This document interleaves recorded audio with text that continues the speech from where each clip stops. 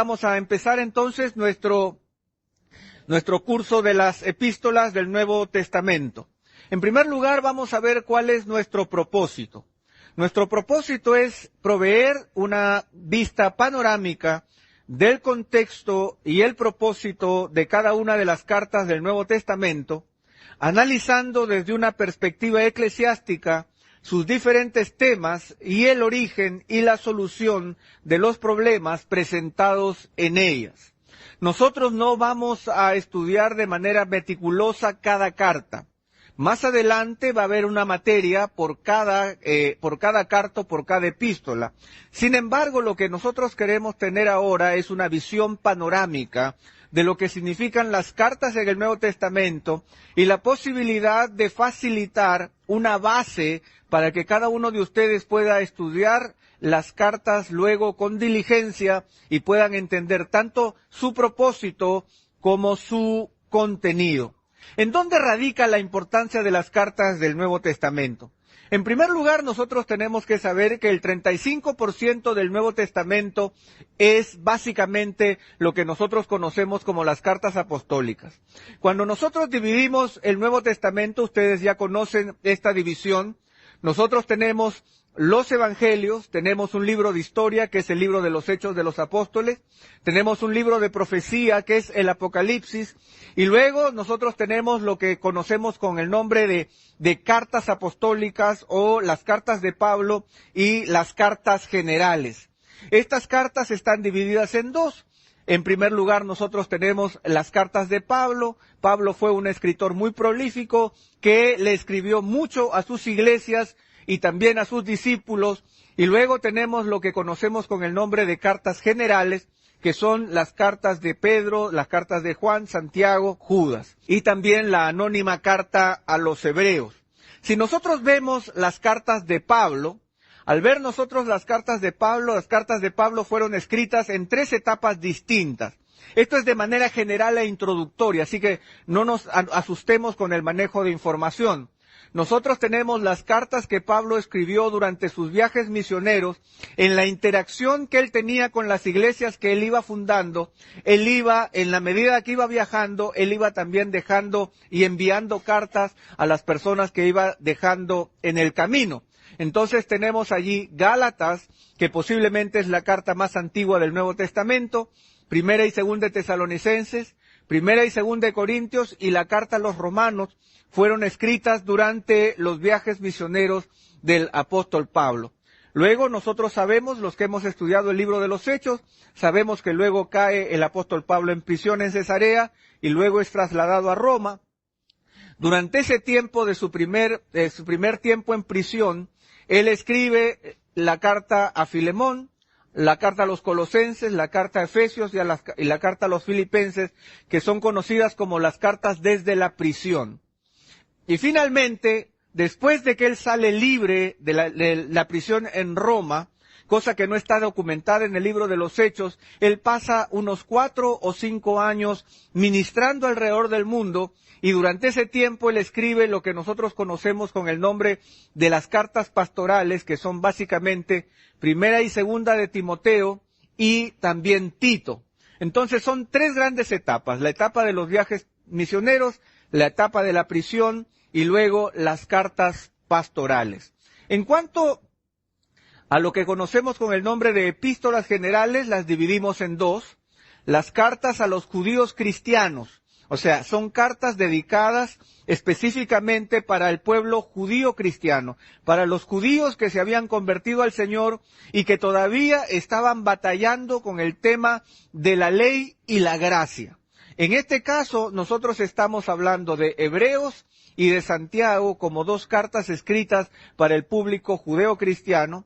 Y luego tenemos otro grupo de cartas que conocemos con el nombre de las universales, en donde encontramos a Primera y Segunda de Pedro, Primera y Segunda y Tercera de Juan y también Judas. Son universales en el sentido en que no están dirigidas a un público específico, tampoco están dirigidas específicamente a los judíos, sino que es un momento en la vida tanto del ministerio del apóstol Pedro como del apóstol Juan, en donde ellos escriben de manera general, sin dirigirse necesariamente a un público específico. Ahora, estos dos grupos de cartas que nosotros conocemos como las epístolas del Nuevo Testamento, es muy difícil identificar cuándo exactamente fueron escritas. Ninguna de las cartas de la antigüedad tenía la costumbre de ser fechadas. Entonces no hay posibilidad de descubrir un momento exacto en que la carta fue escrita. Sin embargo, los estudiosos han llegado a ciertas conclusiones y podemos decir que las cartas del Nuevo Testamento fueron escritas durante la segunda mitad del primer siglo, del siglo primero. Entonces, nosotros podemos mencionar que Gálatas, podemos ubicarla, Gálatas y Santiago, podemos ubicarlas como las cartas más tempranas, y luego las cartas de Juan como las cartas más tardías, casi hacia el final de la centuria. En el camino nosotros nos ubicamos con el resto de las epístolas del Nuevo Testamento. Sin embargo, ninguna de estas fechas es una fecha exacta. Lo único que podemos señalar es que las fechas están relacionadas. En el caso de la vida de Pablo, con el libro de los Hechos y sus viajes, y luego su tiempo de prisión, y luego su liberación, y las cartas de Pedro y Juan con ciertas circunstancias específicas que nos permiten llegar de manera aproximada a establecer cuándo es que las cartas fueron escritas. En la medida en que vayamos viendo cada carta, estaremos también determinando las razones para poder ubicarlas en tal periodo o en otro periodo. Lo cierto es que cuando nosotros veamos el desarrollo de las cartas, nos vamos a dar cuenta, por ejemplo, de algo, que en las cartas del apóstol Pablo, en el desarrollo histórico de las cartas, cuando las veamos en orden, nos vamos a dar cuenta que, en primer lugar, cuando el apóstol Pablo escribe Gálatas, hay un intenso deseo evangelístico y un intenso deseo por marcar la diferencia entre el judaísmo y el cristianismo. Y luego nosotros vamos a encontrarnos en las últimas cartas, por ejemplo en Tito, donde hay un intenso deseo por dejar la iglesia bien establecida. Entonces nosotros nos encontramos con un proceso histórico también de su desarrollo como ministro. En primer lugar, marcando su posición como evangelista, presentador de la verdad, y en último lugar, tratando de establecer la iglesia, dejar los ancianos, dejar claro cuáles son los requisitos de los ancianos, de los diáconos, cómo se debe manejar uno en la iglesia. Entonces vemos ese camino progresivo desde la evangelización hacia la edificación. Eso es importante notarlo. Ahora, cuando hablamos de las epístolas, tenemos que hablar de un elemento sumamente importante que nosotros debemos notar y también pensarlo en nuestro tiempo.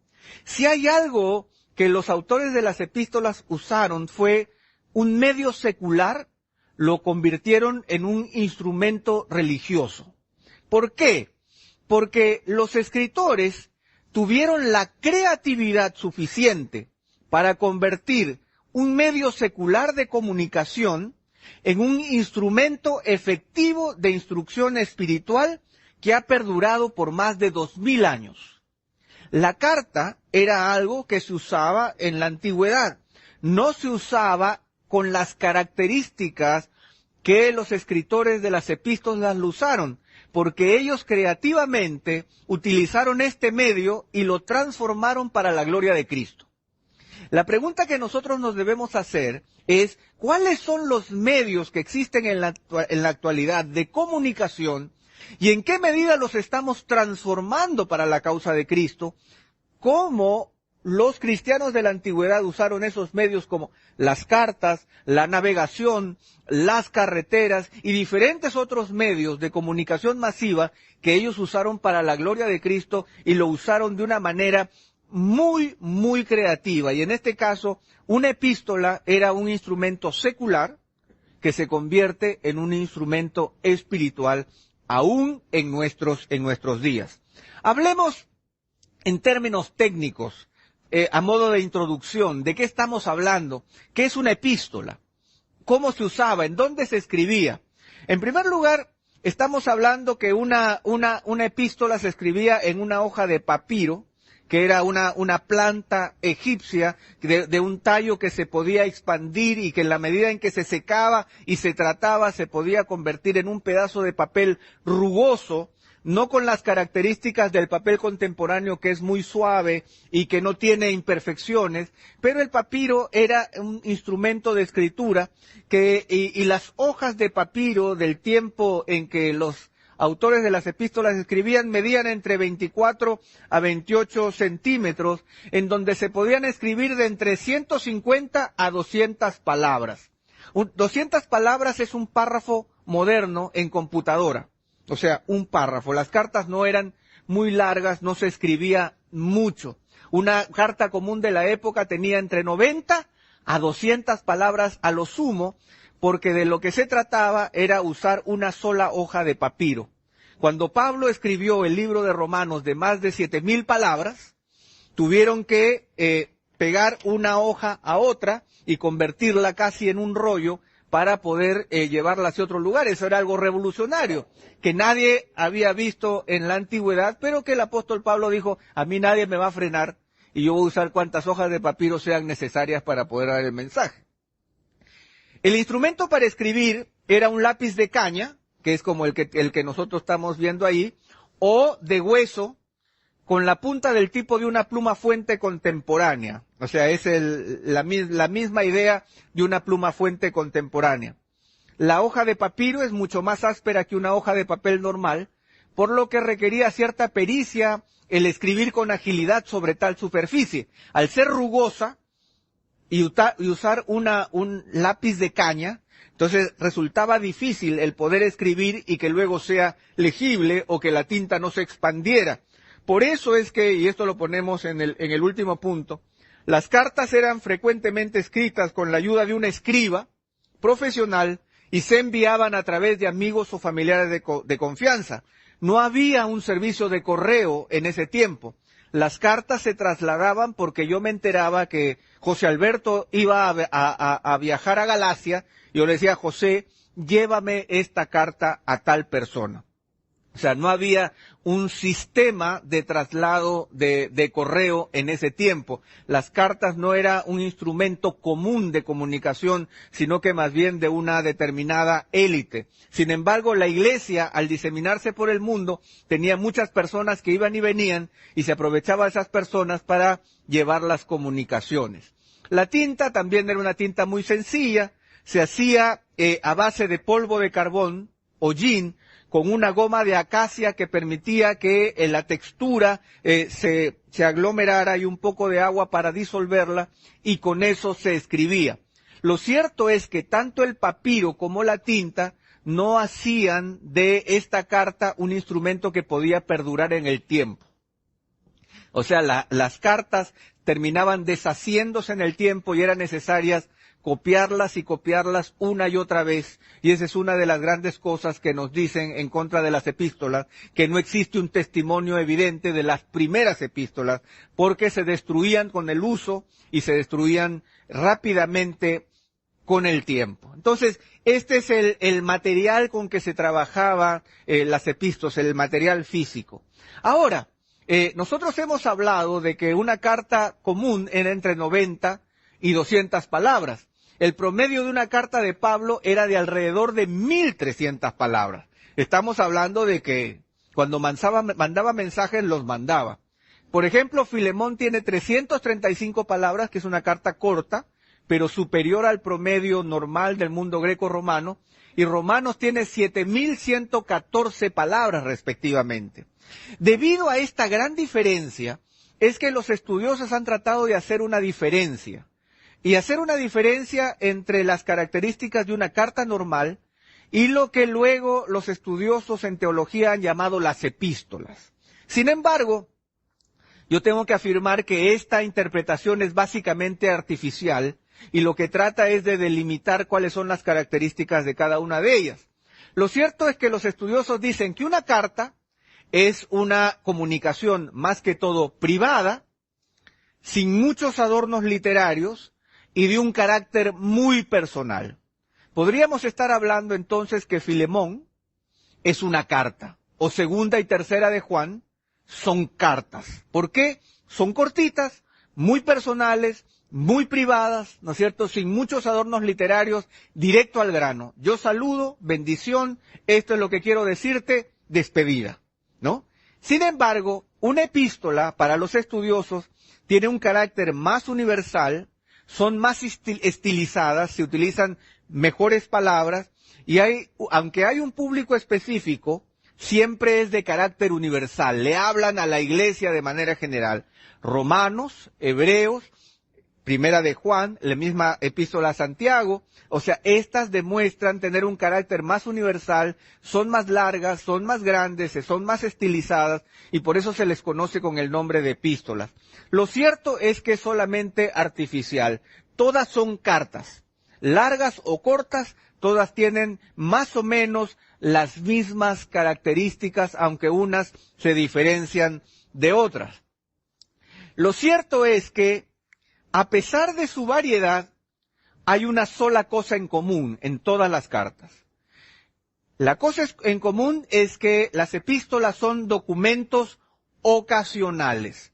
Cuando hablamos de documentos ocasionales es que son escritos para una ocasión específica. Esto lo vimos durante el curso de hermenéutica. Es importante que nosotros entendamos que cada carta no fue escrita simplemente al azar o porque alguien quiso escribir un tratado. No fue la intención de los escritores a través de las epístolas escribir un tratado, sino que es más bien responder a una circunstancia, hablar de un momento específico, responder una duda que se ha planteado. Por eso estamos hablando de que son documentos ocasionales.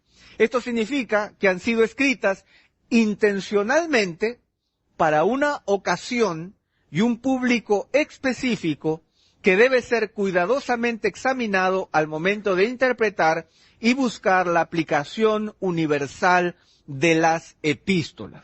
O sea, ¿de qué estamos hablando? De que Pablo le escribió a Timoteo.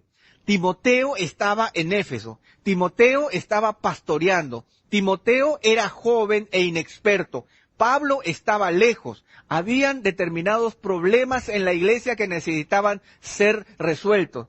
Y Pablo, con esa carga, le escribe a Timoteo en las circunstancias particulares en las que Timoteo estaba, y entendiendo una realidad de una iglesia particular, Pablo le escribe. Entonces, en Pablo no hay una intención universal, sino más bien ocasional, particular.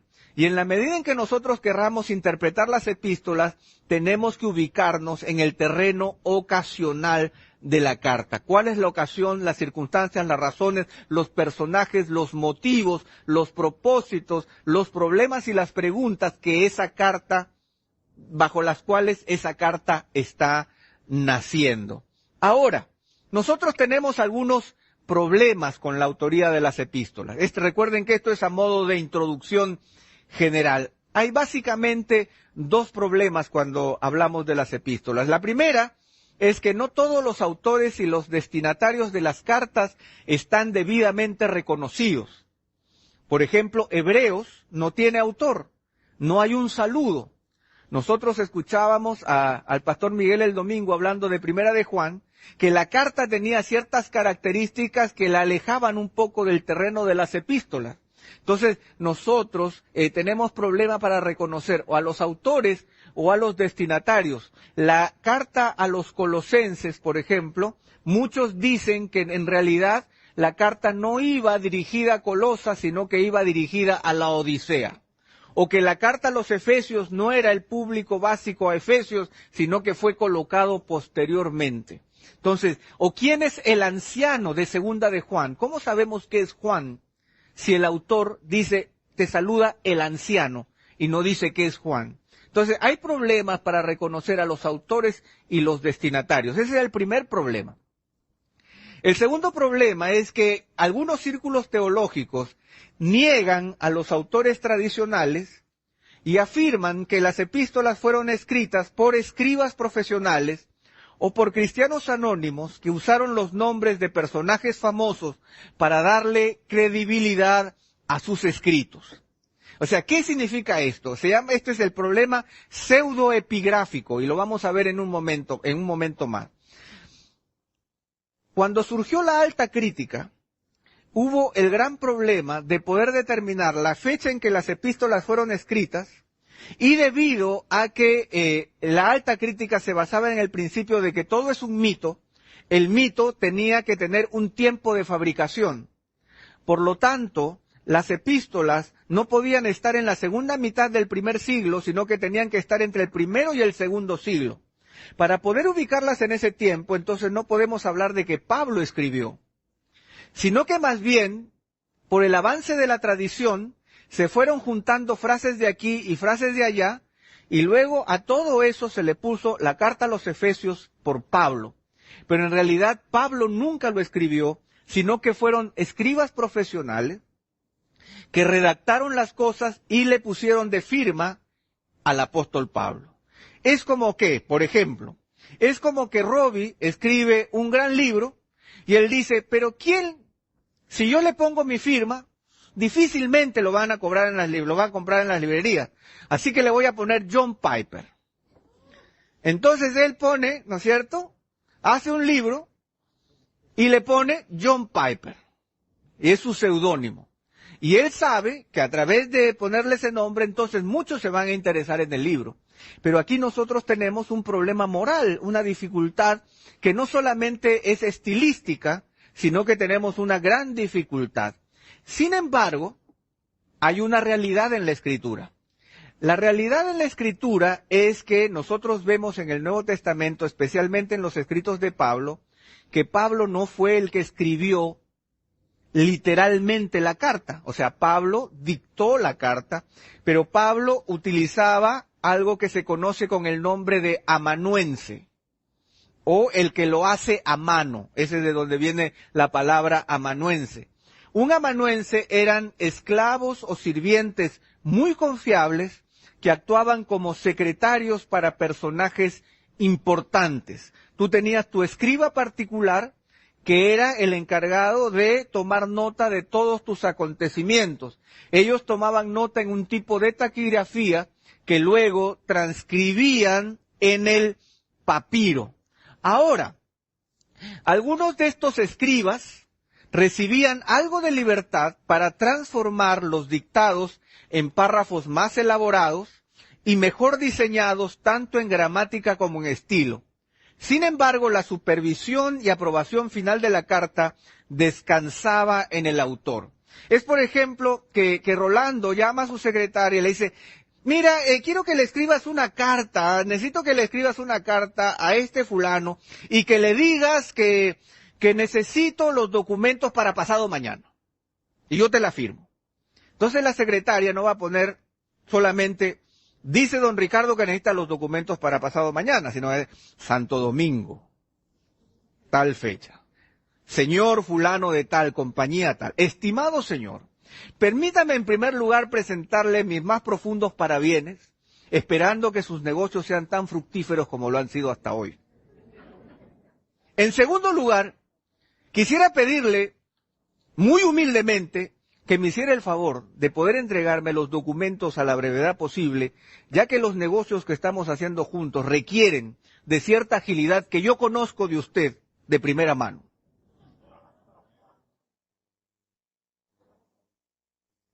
Mi expectativa es que podamos seguir trabajando juntos y que juntos labremos un mejor mañana.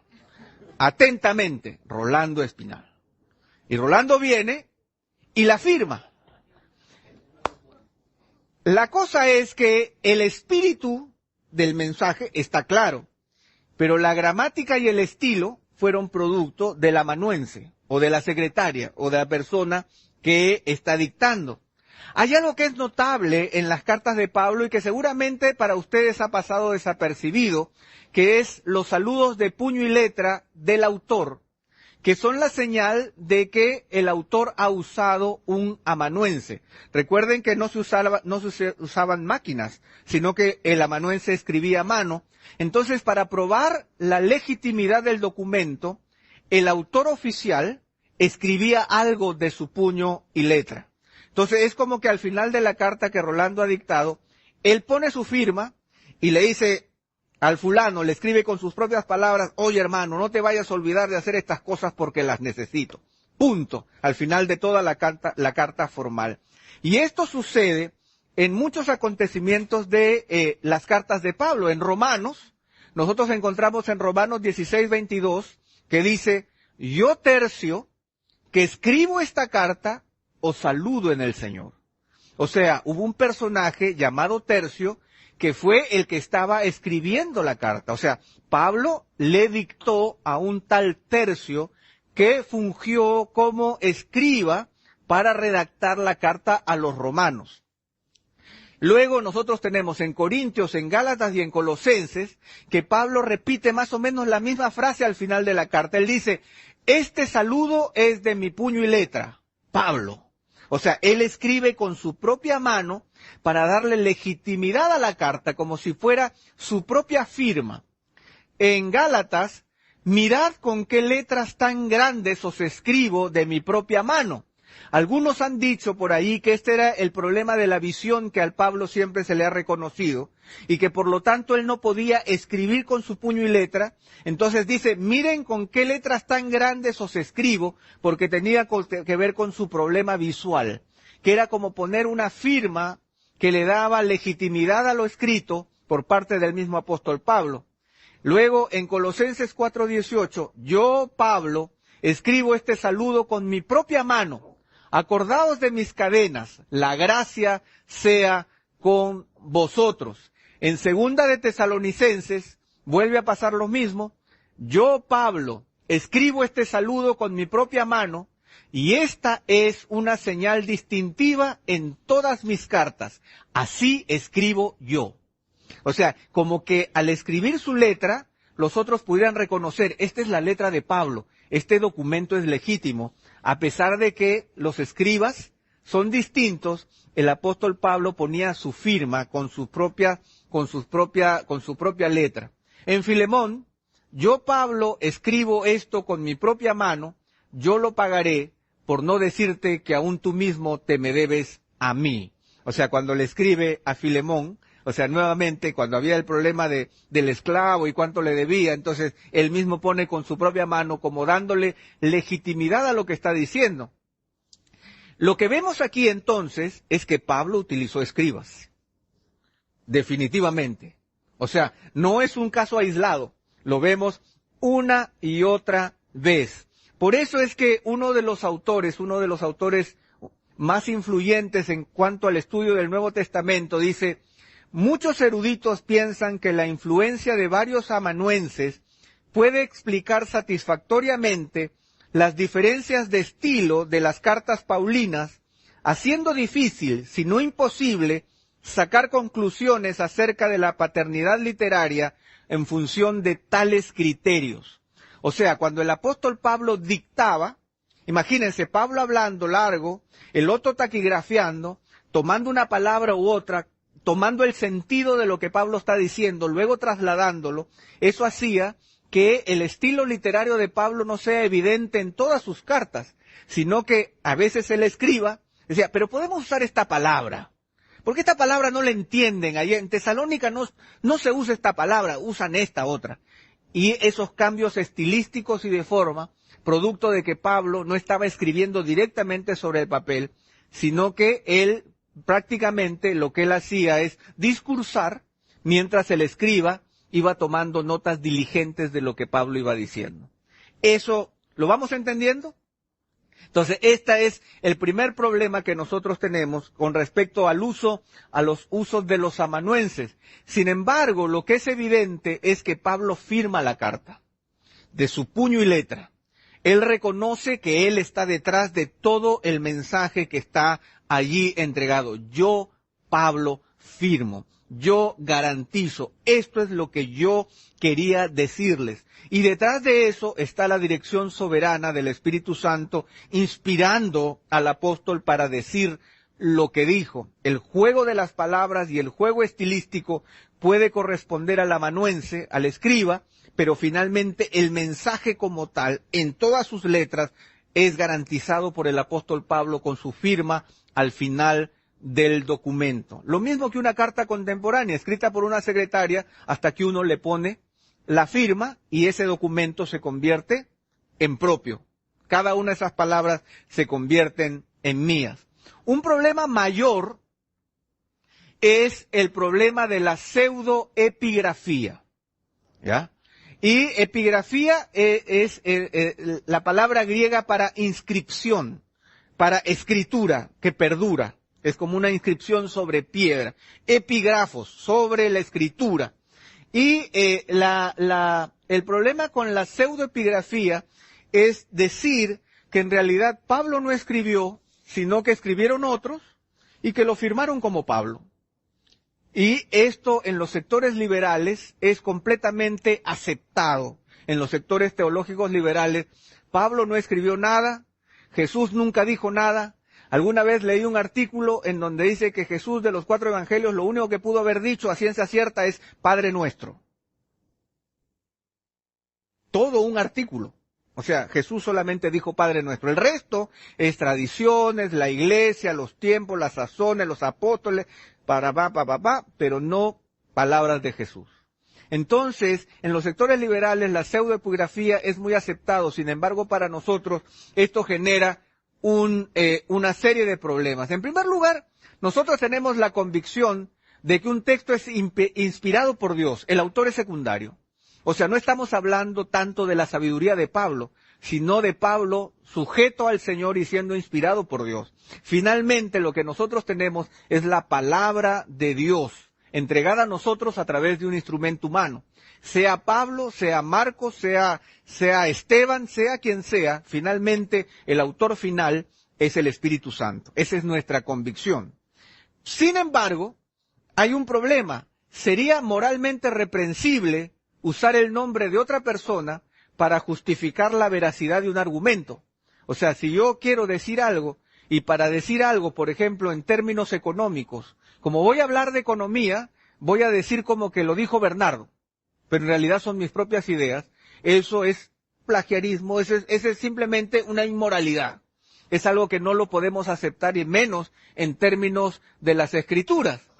Luego, en tercer lugar, la naturaleza de las cartas apostólicas no permite esta opción sin convertirse en un vil engaño. Cuando nosotros leemos las cartas y vemos a un Pablo hablando de sí mismo, hablando de sus luchas, hablando de sus dificultades, invitando a vivir una vida sacrificada así como él la ha vivido, si no es Pablo el que lo dijo, señores, entonces ya no vale para nada. Estamos en una seria dificultad porque entramos en un conflicto muy grande. En 2 de Tesalonicenses, el capítulo 2, los primeros 2 versículos, dice, pero con respecto a la venida de nuestro Señor Jesucristo y nuestra reunión con Él, os rogamos, hermanos, que no os dejéis mover fácilmente de vuestro modo de pensar, ni os conturbéis, ni por espíritu, ni por palabra, ni por carta, como si fuera nuestra, en el sentido de que el día del Señor está cerca. O sea, en la misma carta dice, ustedes por favor pueden recibir muchos documentos, pero cuidado con aquellas cartas que ustedes reciben como si fueran nuestras, y no lo son. O sea, hay una advertencia en la misma escritura con respecto a la pseudoepigrafía. En 1 Timoteo, el capítulo 2, el verso 7, o desde el verso 5 para ver el contexto, dice, porque hay un solo Dios y un solo mediador entre Dios y los hombres, Jesucristo hombre, el cual se dio a sí mismo en rescate por todos, de lo cual se dio testimonio a su debido tiempo. Para esto yo fui constituido predicador y apóstol, digo verdad en Cristo y no miento, y maestro de los gentiles en fe y verdad. Digo verdad en Cristo y no miento. Si fuera otra persona la que está escribiendo y está usando esas palabras tan fuertes para justificar su veracidad, entonces estamos entrando en un problema que no es solamente moralmente inaceptable, sino que estamos hablando de un engaño total. Estamos hablando que la historia que nosotros leemos, las cartas que nosotros tenemos como ciertas, en realidad son inventos de gente que quiso crearnos una historia de un tipo que nunca existió y que nunca dijo lo que dijo y nunca vivió lo que vivió. Y por lo tanto sería reprobable, y no solo reprobable en términos morales, sino que sería también un engaño. Por último, es interesante notar que la evidencia histórica entre los padres de la Iglesia es de total rechazo a este tipo de documentos. O sea, durante mucho tiempo se ha querido probar de que en realidad la Iglesia estaba muy contenta de saber que aunque Pablo no había escrito Tesalonicenses, pero igual, o sea, pero si es bonito igual, si el mensaje es lindo, ¿qué importa si fue Pablo? ¿Qué importa si lo inventaron? ¿Qué importa si no existió? Pero lo cierto es que el testimonio de la Iglesia, de los padres de la Iglesia, es muy claro. Por ejemplo, durante muchos tiempos circuló la tercera carta a los Corintios, escrita por un tal Pablo. El mensaje de la tercera carta a los Corintios era un mensaje aceptable, pero en cuanto las autoridades de la Iglesia se dieron cuenta que no había una tal carta y que Pablo no la escribió, inmediatamente la destruyeron al afirmar que Pablo nunca estuvo detrás de ella. Lo mismo con otra serie de cartas que circularon con mucha gente que pensaba que podía transmitir sus ideas si es que le ponía la autoría de algún personaje protagónico como Pedro o como Pablo o como Bernabé. Si le ponían el nombre, entonces la carta iba a circular con mayor rapidez entre la Iglesia, lo cual estaba completamente rechazado por las autoridades de la Iglesia. Finalmente, algún autor pone, la dificultad no está en la propia idea de pseudonimidad, sino en la ausencia de evidencia de que los cristianos del Nuevo Testamento aprobaran esta idea. O sea, no hay pruebas en el Nuevo Testamento, ni tampoco hay pruebas en la iglesia primitiva de que esto era algo aceptable en ese tiempo, que nosotros debemos decir, qué lindo, no lo escribió Pablo, pero no importa quién lo haya escrito. O sea, lo cierto es que la iglesia se tomó el tiempo para verificar la veracidad de los autores y la veracidad del mensaje. Por eso, en medio de este contexto, para ver cómo vamos a interpretar las epístolas. Esto es algo que ya hemos visto de una manera más detallada en el curso de hermenéutica, que seguramente ustedes han observado, pero es necesario puntualizar estos conceptos antes de entrar a las epístolas propiamente tales. En primer lugar, debemos conocer el contexto y las razones por las que la carta fue escrita. Ya hemos hablado que toda epístola es un documento ocasional. La epístola es un documento ocasional. Recuerden esa palabra, por favor. Ustedes saben por qué. Entonces, es un documento ocasional. Entonces, es de suma importancia, no solamente que yo pueda interpretar las doctrinas que están dentro de ella, sino las razones por las que fueron escritas. El contexto en que esa carta nace y se distribuye. ¿Por qué fue escrita? ¿Bajo qué razones? ¿En qué contexto? ¿Qué estaba sucediendo? Ustedes recuerdan que el domingo el pastor Miguel usó un largo periodo de su prédica para hablar de Primera de Juan, para introducirnos al contexto de la carta. ¿Cuáles eran los enemigos a los que Juan se está enfrentando? ¿Cuál era la situación de la iglesia en ese tiempo? Porque sin ese contexto es muy difícil que nosotros podamos entender el sentido ocasional de la carta. En segundo lugar, es necesario recordar continuamente que las cartas no fueron escritas como tratados teológicos sistemáticos, sino como enseñanza escrita en el camino para circunstancias y cuestionamientos específicos. Ninguna carta es un libro teológico. Todas las cartas son documentos ocasionales. Yo quiero responder esta pregunta que Annie me está haciendo. Bolonoto estaba cuestionándose la legalidad de la fe judía y de la circuncisión. Le voy a escribir una cartita respondiéndole a estas circunstancias. ¿Por qué? Porque al entenderlo de esa manera, nosotros vamos a evitar una sobresistematización del texto y vamos a entender un poco mejor el carácter existencial de la carta, si podemos llamarlo de alguna manera. Más que un contenido objetivo, ordenado, hay un carácter existencial, hay circunstancias que se están moviendo que son necesarias resolver. José Martínez, en su libro de hermenéutica, él dice: la comunicación apostólica no se efectúa a nivel meramente ideológico. Toma en consideración el contexto existencial de quienes han de recibirla, con todos sus logros espirituales, pero también con todos sus problemas, sus errores y sus pecados. Por eso las epístolas no son tratados doctrinales independientes de toda situación humana. O sea, hay una respuesta doctrinal, pero esa respuesta doctrinal es producto de una situación humana, de los cuales son Himeneo y Fileto, a los cuales se ha entregado al diablo para que, ¿se dan cuenta? Hay personajes, hay dolor. Pablo y segunda a los Corintios es una carta de rechazo, o sea, de rechazo al rechazo que la iglesia de Corinto tenía contra su ministerio. Por lo tanto, hay una experiencia existencial. El apóstol Pablo está tratando de defenderse, pero al mismo tiempo presentar la verdad acerca del significado del ministerio. Eso es algo que nosotros no debemos olvidar. En tercer lugar, su significado total, el significado total de una carta solo cobrará verdadero sentido cuando leamos las epístolas de principio a fin en una sola lectura. Esto no tiene nada de especial porque esa es la forma en que leeríamos cualquier otra carta. Las cartas han sido diseñadas para ser leídas de principio a fin. Nosotros no leemos una carta en donde nos cuentan algo y mañana continúo.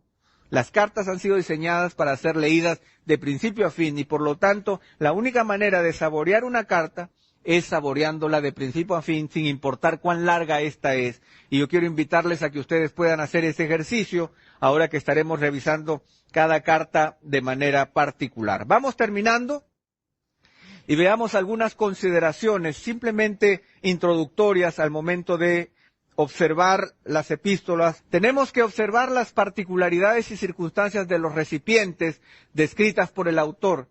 El autor se está dirigiendo a alguien en particular que está viviendo una circunstancia particular. Antes de poder entender la doctrina, tengo que preguntarme a quién le está escribiendo y por qué le está escribiendo. ¿Qué es lo que ha visto el apóstol en esas personas que hace necesario que les diga lo que les dice?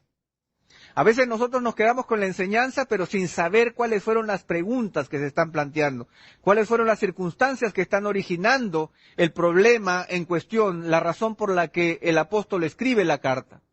En segundo lugar, las actitudes, las preocupaciones, las intenciones del autor. El autor los ama, los odia, los conoce, no los conoce bien, los conoce poco, se está presentando. O sea, nosotros tenemos que saber qué está sucediendo con el autor y con aquellos que están recibiendo la misiva. Los temas y las circunstancias específicas en el punto C, descritas como centrales en la misma carta. ¿Qué es lo que la carta dice que es el centro de la carta? Por esta razón les escribo, mis hermanos, este es el centro de la carta, no otro. Pueden haber cosas más lindas, pero ¿cuál es el centro de la carta? Si nosotros leemos 1 Corintios, y 1 Corintios 13 nos cautiva el alma, el amor. ¿Pero ese es el centro de la carta? ¿O es algo colindante de la carta? ¿Cuál es el centro de la carta? No es lo que más me gusta, sino lo que el autor quiso dar a conocer. Luego, ¿cuáles son las divisiones naturales? O sea, ¿cómo empieza? ¿Cuáles son los temas? ¿Cuáles son las circunstancias? ¿Cuáles son las historias? ¿Cómo las va relatando? ¿Cuáles son las observaciones y conclusiones planteadas por el autor? ¿Cuáles son los requerimientos prácticos para los lectores? Recordemos que son documentos ocasionales. No tienen solamente la intención de enseñar una doctrina, sino de motivar un cambio de conducta. Romanos puede tener 11 largos capítulos de doctrina, pero del 12 al 16 es hagan esto, hagan esto, hagan esto, hagan esto, hagan esto, hagan esto, hagan esto. Por esto, hagan esto, hagan esto, hagan esto. O sea, ¿cuáles son los requerimientos prácticos de aquello que el Señor está mostrando? Por último, es una cosa importante que nosotros debemos mantener es cuáles son los puntos oscuros y las propuestas de los estudiosos. Algunas cartas tienen puntos oscuros porque nosotros solo escuchamos la voz del autor, pero no hemos escuchado las preguntas que el destinatario se está haciendo. 1 Corintios 7 empieza diciendo, con respecto a las preguntas que ustedes me hicieron, bueno es al hombre, ta, ta, ta, ta, ta, ta, ta, ta, ta. ¿Cuál fue la pregunta? ¿Aló? Felipe, ¿cómo estás? Sí, me acuerdo. No, el botón azul. Sí, detrás del marco rosado. El número 324. Ok, está bien. Ya nos vemos, chao. ¿De qué hablamos? Solo Felipe podrá decirles de qué estábamos hablando, porque solo están conociendo el lado de la conversación. Las epístolas tienen esa particularidad, la particularidad de que hay muchos puntos oscuros que nosotros desconocemos, a los cuales simplemente el autor está reaccionando. Nuestra preocupación es poder clarificar los puntos oscuros a través del contexto, a través de las circunstancias y a través del descubrimiento y el develamiento de las preguntas que no son evidentes al momento de poder leer el texto, que es como una llamada telefónica de donde solamente estamos escuchando una voz. Una pregunta legítima, entonces, para poder encontrar el significado y la aplicación en nuestro tiempo sería, aunque el problema o las circunstancias que ellos experimentaron no tienen un aparente punto de comparación con nosotros y nuestro tiempo, ¿cuáles circunstancias actuales podrían identificarse con sus circunstancias y con sus problemas? Por ejemplo, si el texto, el apóstol Pablo está hablando acerca del velo que las mujeres no deben olvidar usar, nosotros entonces tendríamos que decir ese pasaje no cobra ninguna importancia en nuestro tiempo porque finalmente ninguna mujer en nuestra iglesia usa el velo. O deberíamos preguntarnos, Pablo estaba enfrentando esas circunstancias y estaba tratando de presentar este principio. ¿Cómo este principio lo podemos aplicar a ciertas circunstancias que no son particulares y que forman parte del siglo XXI? Nosotros sabemos que la palabra de Dios es eterna y por lo tanto las circunstancias pueden variar, pero los principios subyacentes son los mismos y nosotros tenemos que saber encontrarlos.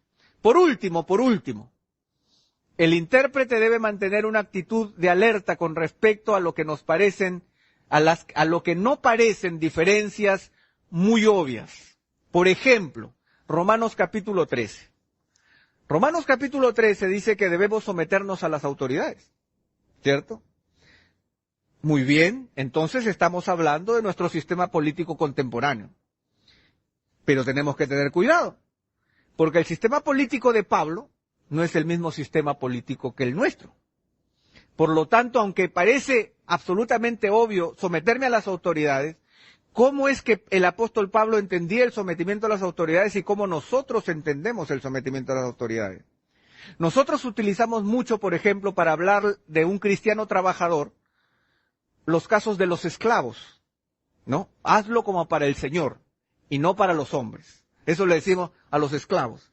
Y a los amos usamos, para los amos usamos a los jefes de nuestro tiempo. Tú eres jefe, eres como un amo. Y tú eres un subalterno, tú eres como un esclavo. Pero cuidado, ¿cuál era la relación entre un esclavo y un amo? ¿Cuál es la línea contractual entre uno y otro? Una correcta interpretación nos debe ayudar a buscar aquellas cosas que aunque parece que no hubieran diferencias, sí las hay y son de mucho peso. O sea, pero la interpretación no radica en simplemente obviarlas. En nuestro tiempo no hay esclavos, por lo tanto, obviamos el pasaje. No se trata de eso, sino de encontrar el principio subyacente y también tratar de entender el contexto radical en que el apóstol esté escribiendo para poder aplicarlo también a nuestro tiempo.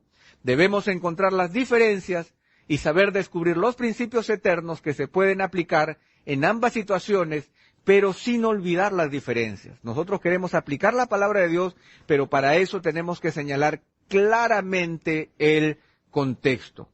Cuando el apóstol Juan estaba hablando al inicio del movimiento gnóstico. ¿Cuál es la particularidad de ese movimiento gnóstico y qué tiene que ver con nosotros en nuestro tiempo?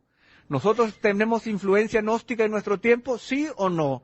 ¿Qué tipo de influencia gnóstica nosotros tenemos? Si la sabemos entender en nuestro tiempo y la entendemos en el tiempo de Juan, entonces la palabra de Dios va a cobrar más brillo y va a ser más sharp, va a ser más afilada, ¿no es cierto? Y va a poder penetrar aún más profundo si yo trabajo el contexto y simplemente no trato de eliminar las grietas de historia y circunstancia, sino que entendiéndolas correctamente voy a poder aplicar los principios en cada caso de manera particular.